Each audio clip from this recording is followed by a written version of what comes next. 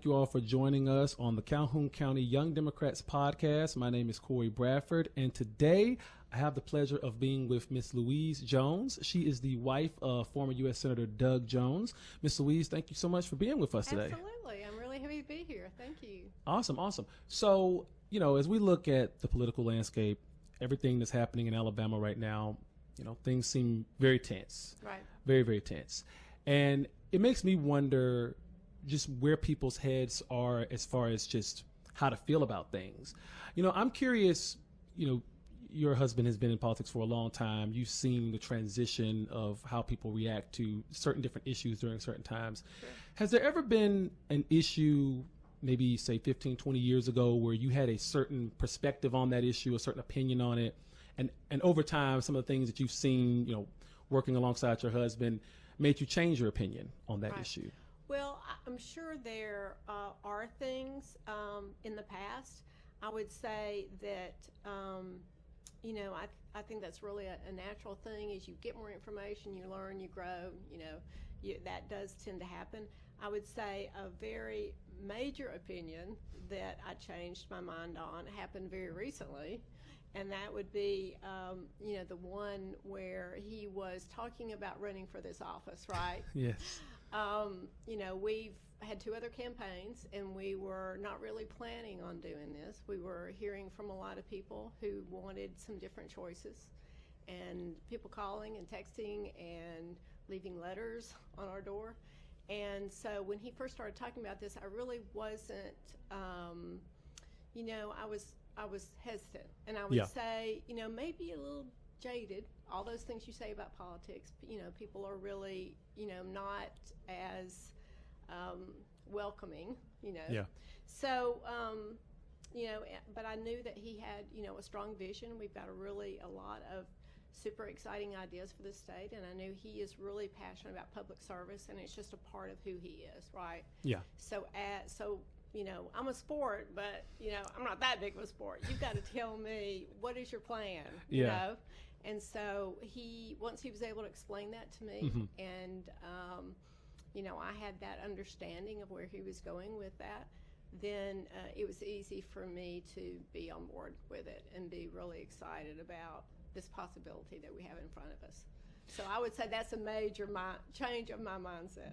Yeah, because when I talked to Doug back in December on another podcast, he mentioned you several times. He mentions you a lot, by the way, whenever he does any media. But he did mention that there was some hesitancy because it seemed like, after his last Senate race, that was kind of it for public office. How did it make you feel that so many people in Alabama, felt like Doug was one of the main people that actually could do this job of governor? Well, conflicting ways.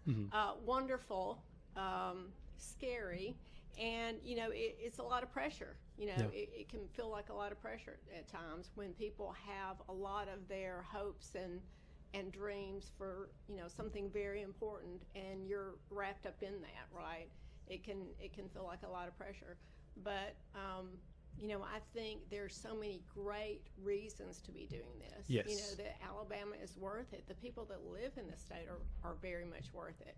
And so this enthusiasm keeps us going, and we keep clued into the why behind what we're doing. So it's, we see the importance. Sure, absolutely. And I think it's important because, one of the things that I think about a lot is women's rights here in Alabama. I know that's an issue you're very passionate about. And it just doesn't feel like the state has the best track record when it comes to that. You can look at everything from, reproductive rights to paid maternity leave. My wife just had a child last year and had... Congrats. Thank you. That's a big deal. It was a pretty big deal, but very little maternity leave was given. So how do you feel about that in regards to the state of Alabama? What are some of your opinions about some of those issues that women disproportionately obviously have to deal with more than men? Right. Well, I think we don't do as good a job here in Alabama as we could do. Sure. I think we have, it's been in the news recently, Virginia has just passed their paid leave for families and women just having babies, or, and caring for, elderly parents or, certain situations. And I think that's wonderful. And I think we could do something like that here Sure. in Alabama to support families and to support them from the very beginning. I was really lucky when I had my first child that I was in a situation I worked, and my employer was great to give me the time off, to take care of my child and to bond with my child at some of the most crucial, important times, Sure. right? And I think a lot of people in Alabama aren't that fortunate. They don't get that opportunity, but they should. Yeah. Yes, absolutely. And, I'm just curious, what your opinion would be on maybe something like the SAVE Act. I know a lot of women in Alabama and across the nation are worried if they're married, their name is different from the one on the birth Right, certificate. They might be really worried about their ability to be able to have access to democracy through voting. Yes. What are some of your opinions on that issue? I think those are very valid concerns, right? I think there are, calculated to be like 69 million, Americans, women that this could affect. And I think there are, with the issue of, this is more about when you're registering to vote, Yes. right? And so when you, if you are new in a state and you have to re-register, whatever, and you're married and your name does not match your birth certificate and you don't have a passport, Yep. I think it's a barrier. I think it's intended to be a barrier, and I think it's, reviews have shown that we do not have a high rate of, it's already illegal for people who are not citizens to vote, both in state and national races. Yeah. And it's clearly meant to be a barrier to keep those folks from voting. And so I don't think it's necessary. I don't think there's a reason for it. And I don't think that it should be something that we're spending our time with. Yes, yes. I'm curious, you talked earlier about there was some hesitancy to see your husband do this again because you all have been through it multiple times before, Right. Including the really historic 2017 run, which I'm sure was just a roller coaster. Right. So what are some of the ways, again, like I said before, Doug talks about you all the time when he's doing these types of sit downs. What are some of the ways that you feel like you support his political aspirations? Well, I think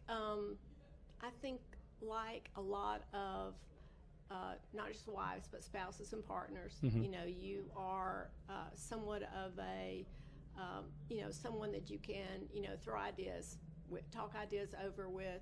You're kind of a sounding board for each other, and I think that happens a lot in couples everywhere. I don't think that's unique. I think it's great to hear other perspectives. I think there's a lot of times people can introduce something into that realm of thinking that you haven't thought of before. I think that's a really good thing. I think when Doug holds these listening sessions that he's been doing across the state, he's doing the very same thing, and with people who have different experiences and mindsets on things that he's trying to seek information about. So I think it's really a great thing to have when you're aspiring for any office. Is you're gathering information and different points of view. Yes, absolutely. So I'm curious, you had a front seat to politics for a while now, and you've seen a lot of developments. I'm sure Doug has made friendships with different people who were very high up in different aspects of politics. Having that front seat to politics, what are some things that you've seen that have kind of frustrated you about this process? Well, I think there are several. I think that the general climate of politics has gotten really hateful and ugly. Yeah. I think it creates a barrier. A lot of people who would be great candidates don't want to put themselves and their families through that, and also sometimes it's even a safety issue, right? Yeah, absolutely. I think that there is so much bad information in these political ads, misinformation, and there's no accountability. No one has to claim any responsibility for any of it. I think it's just I think it's a disservice to people. I think it's really prevents our democracy from being what it should be. Sure. And I think there's a lot of just overall, the feeling that people can not really be responsible for what they say. Yeah. The comments online, all that, it's just gotten way overboard, Yeah. in my opinion. Absolutely. Well, your husband seems to be a much more measured and calming force in politics. We don't see a lot of politicians like him who's not too far on one end of the spectrum and is open to debate, open to bipartisanship. I mean, he showed that when he was in the Senate. What is your confidence level in your husband's ability to be able to maybe bring some of that calmness to the state of Alabama if he's elected governor? Oh, I think there's no doubt in my mind that he will be able to. He has proven that he can work with people. In the Senate, he worked with people on his side of the aisle and Sure. on the other side of the aisle. Sure. I think he is someone who is such a hard worker and has such determination to do a good job. He's going to reach out. If he's not an expert in some field, he's going to reach out to somebody who has more information on that subject than he does. Yeah. I think he's not afraid to do that. And I think he brings about a sensibility to this that it seems like a lot of people have kind of lost. Yeah. I think he is very much aware of the climate and trying to put the best foot forward as far as, being able to reach people, where they are with a really common sense message, right? Yeah, absolutely. Well, I think it's an exciting time for you all. I mean, I know there's highs and lows to Yes. campaigning, Yes, so yes. very busy. But I am curious, just if Doug is able to go all the way, and I believe he is, and I think many people in Alabama believe that he has the ability to do that. If you were to become the next First Lady of Alabama, what are some of the issues that are really important to you, things that you would kind of want to maybe be a part of and maybe help Doug kind of facilitate as First Lady? Right. Well, we are, like I said, we are traveling and talking to a lot of people and gathering more on our to-do list, every day. I think advocating for some of the big things that we really care about and getting others like nonprofits and community buy-in on some of these to help us advocate for some things we really care about. I think that closing the Medicaid gap is just so important because it's going to help everybody. It's going to help the people that don't make enough money to buy into health insurance but make too much to qualify now. Yeah. I think it will help communities, rural hospitals from closing, communities from drying up, because these major employers will help also feed like pharmacies, stores, groceries, the whole the hearts of communities, right? Yeah, absolutely. And I think it will really help maternal health care. I think it will provide closer facilities for people who are trying to, have babies and deliver and create better outcomes for moms and babies, and also help with preventive care. If you have closer facilities, you're going to go to the doctor more often, right? Yes. So I think those are all really, really important things. I also think that, creating some programs around, providing, free lunch for kids, where they can, or free breakfast, where they can go, have their breakfast, get their social time out of the way, and then they can be focused and ready for school when school day starts. I think would be a great thing.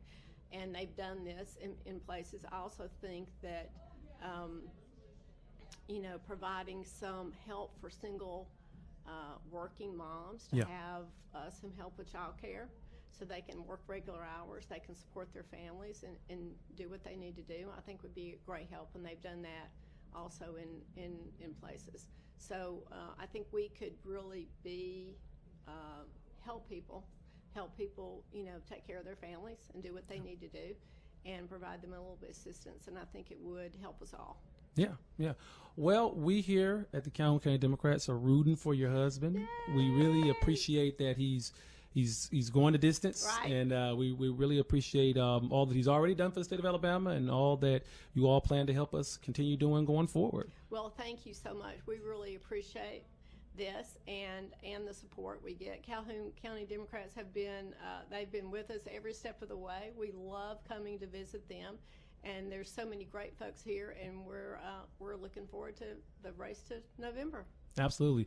Well, Miss Louise, thank you so much for sitting down with us, and thank you all for listening and watching the show. This has been the Calhoun County Young Democrats, and we'll see you guys next time.